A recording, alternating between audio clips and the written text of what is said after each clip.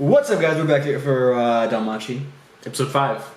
Season 2. Yeah. This is... I don't remember what the name of this... I think it's not Come Together. That's a Beatles song. That is a good Beatles song, and it does represent what this episode is about. Yeah, because it's all about family in this episode. Yeah, this is kind of interesting because you get quite a bit in between 6 and 7 in regards to like what happens. It does follow that like epilogue, beat for beat, pretty much, but you do have a lot of different elements. I would say it's a heavy team building episode, and I think it's good to consolidate the relationships before we move on to the sadness. It's like one of those camps that your boss sends you and your coworkers to build trust through comedy and laughing at one another. But everyone's adorable in this episode. Yeah, which there's a lot of great moments in this. I think, I don't know, like, not to downplay any of the other ones. I know, you know, we've said it, and some people have said, you know, some stuff about the last episode, but honestly, though, even if that episode was really good, I think this might be my favorite episode so far of the season. I think it's just great to see, you know, the growth of their family. Because, like, you know, we saw them come together, but we haven't really seen them be a family yet. And I think this is, like, the first peek into seeing that, really. You kind of get the emotions or, you know, the feelings out there. There are some feels. Yeah, and not only that, but they're, you know, enjoying their new place. You get to see the new mansion, which is really cool. A lot bigger than what I thought it is in the book. So that's actually kind of surprising. But there's also some stuff, you know, that's going to, you know, like little things that were touched on the book. Like, you know, you got Daphne and Cassandra, you got the recruitment, and then you have, well, the insight to what's to come. Yes. So there, yeah, like this is mostly a comedy episode, I would say. I mean, not necessarily in tone, but in like there's a lot of comedic moments. I wonder what anime only watchers, because I don't know if there's many people like on our channel that just watch the anime, but if this is the only thing you've seen, you haven't seen the storyline, I wonder how you felt the presentation of them accepting new members was. I found it quite comedic. Yeah, because you have like Lily giving a commentary there, or you have Hestia has some great moments where she's doing her speech and everything. Crowd, yeah. Obviously, like, because we know like what the end result is, it's not like the full effects, but it was for me. It was pretty fun. Yeah, because I think, you know, it's kind of like one of those things where it's like getting at this point of the story, getting like a ton of new people into their familia. That's something that I don't want to say a lot of shows would do in the same scenario, but that is like a really, you know, easy get out of the way of like making their familia stronger. And so a lot of people, when they see it, they probably be like, oh great, you know, that's what they're gonna do. And so I love how like in the book he takes it as like a comedy thing to just be like, oh no, we're not doing this. But I just think it's funny to make fun of, you know, other series that do. So I like that. I think they pulled that off well. Like you said, I think Lily, like her little commentary and like Hestia's speech, like and then like the reactions that you get out of that is probably like my favorite part of the episode, but there's still a lot of other good ones in there too. Like you get Bill thinking about the maze, which, you know, may happen in the future. He'll be okay. Yeah, he's surrounded with enough women. He'll be fine. True. So I liked it. There's probably I will say I don't think it was in the book. But I don't know. Somebody will probably be like, "Oh no, it was in the book," which it's fine if it was. I forget things. I'm not the best at remembering things, but I do love how Hestia got the crowd to chant Firebolt. It's probably like the number one thing of this whole thing. That was pretty great. And you do get kind of a transition point because Bell's obviously been the focus of the Familia since he's the only one, but now he has to assume the position as the leader of Familia, and you'll get more of it, but his decisions do matter in the context of other people's lives, which he hasn't had that before. So you get do glimpses of him growing up, even with the conversation with Wealth, where he's like, "Oh, you got the muscles of an adventurer now." You know, and then you have him being level 3 as well, and he has to give a speech. So you know all those things kind of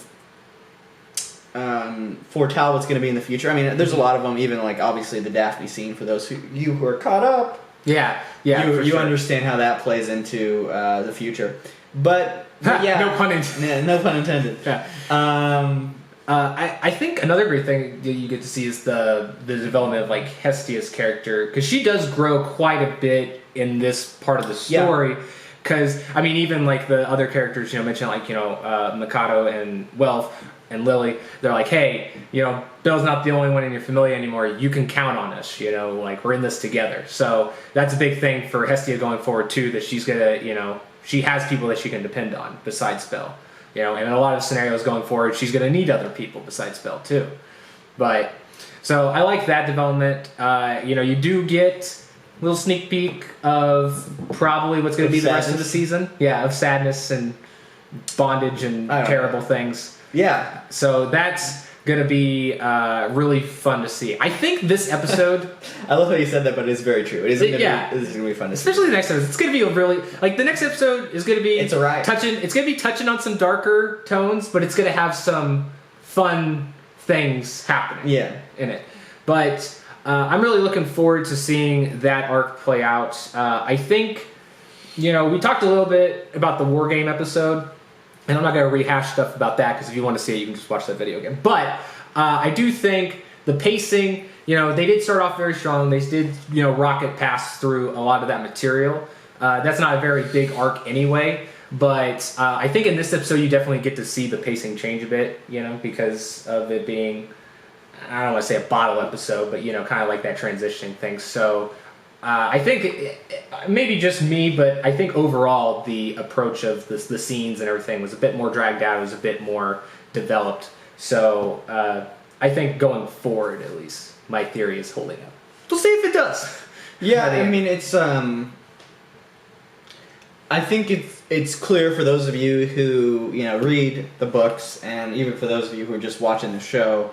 It's clear that there's a line of kind of a turning point between the first 5 books and book 6 and then 7 and 8 and 9, where there's a lot of meaningful interaction and contact in each book, and each element plays a part in the future.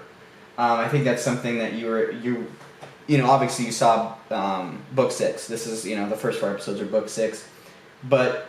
So I'm excited for how they're going to adapt Book 7. I'm excited for the new characters that are coming to play.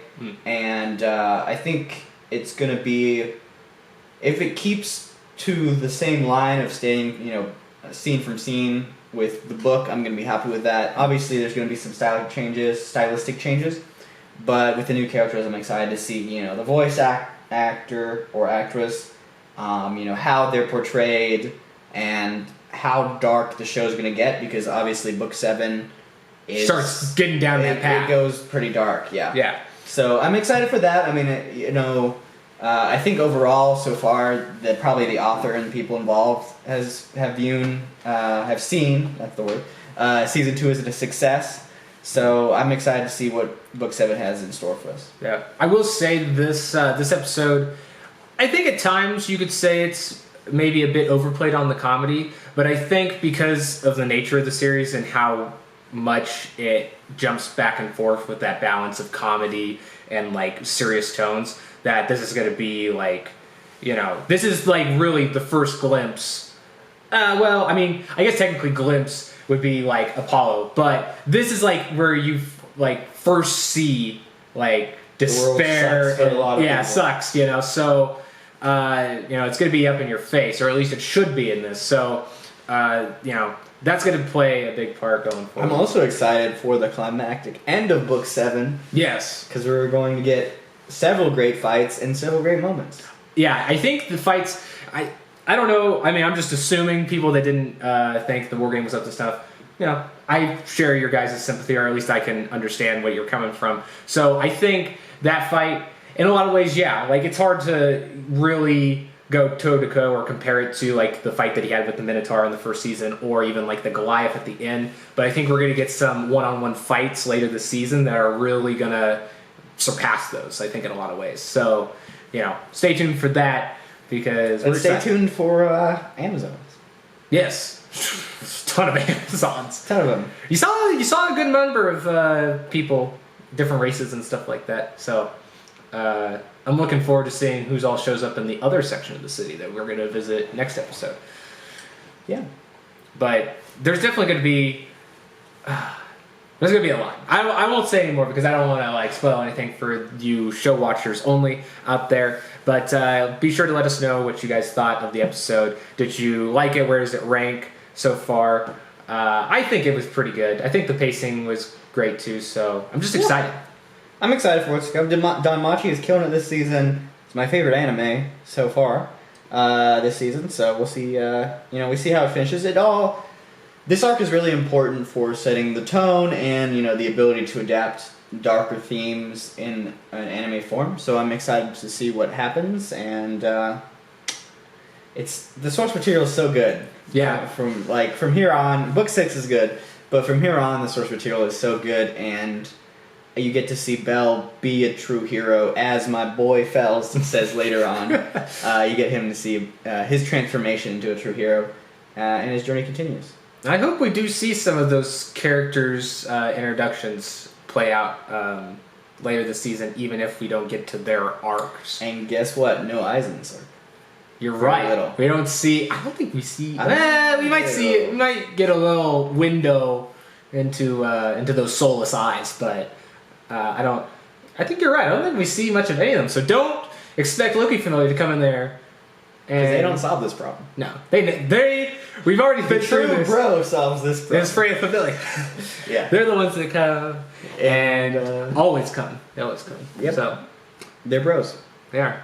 But we'll stop it here because we're late again. So this needs to get up. So I guess just next week. We are going to be gone.